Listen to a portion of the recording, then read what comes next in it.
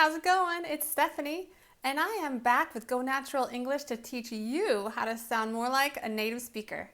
But first, before I get into this, I want to tell you about a free online course that Go Natural English offers.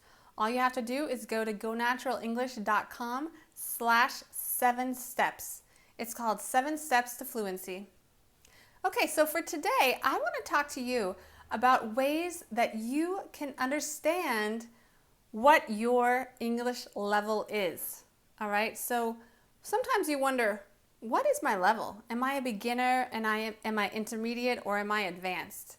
Okay, so there are two things that you should figure out to understand if you are an advanced speaker or an intermediate speaker or a beginner. So the first thing is, what can you understand in your English? And the second thing is, what can you say or do with your English? Okay, so as far as understanding, comprehending, right? If you are a beginner, you probably can only understand a little bit of these videos on YouTube. You probably have a really hard time listening to the whole thing without subtitles, okay? Also, you probably can only understand basic vocabulary like apple, orange, maybe the colors red, green, right? So this means you're a beginner.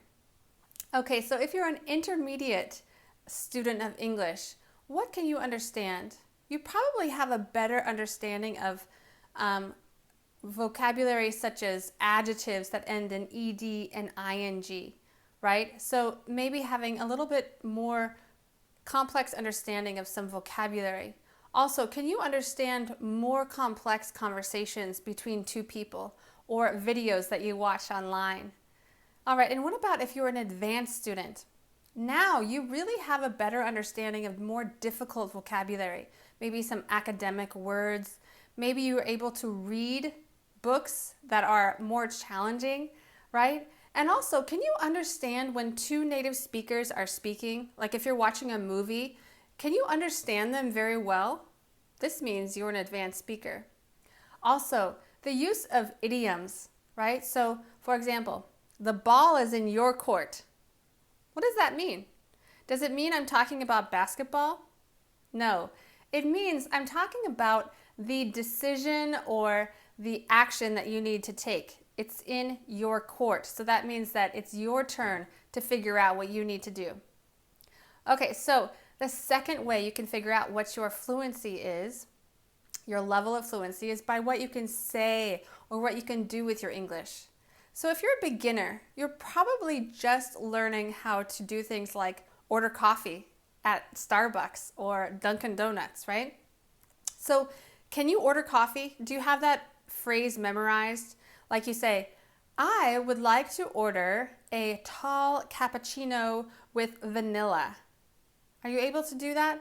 That's great. Beginners usually memorize those phrases and then they are able to increase their vocabulary over time with more complex questions, right? But intermediate speakers really have a better handle on everyday conversations. They're able to communicate more. They're also able to have small talk. What's small talk?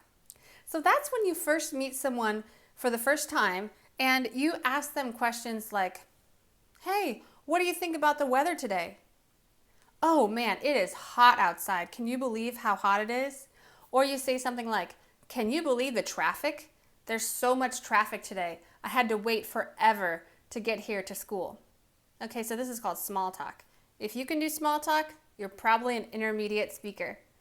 What about advanced? Okay, so advanced speakers really have a much more complex vocabulary and they're able to have conversations about very difficult topics like religion, philosophy, politics, maybe academic subjects like anthropology, psychology, right?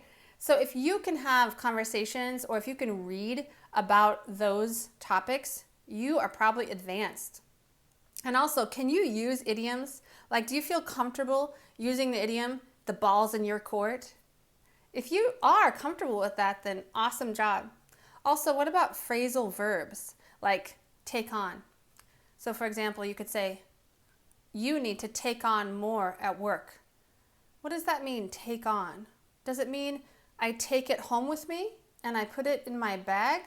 No, this is not like taking work home with me. Take on, the phrasal verb take on, actually means to have more responsibility. So if you can use phrasal verbs and idioms correctly, then awesome job. This means you're an advanced speaker of English. Okay, so don't forget to check out our free online course called 7 Steps to Fluency, and also check out more videos if you're interested in learning about idioms or phrasal verbs. We've got lots of videos here at Go Natural English to make you sound more like a native speaker. Okay, bye-bye.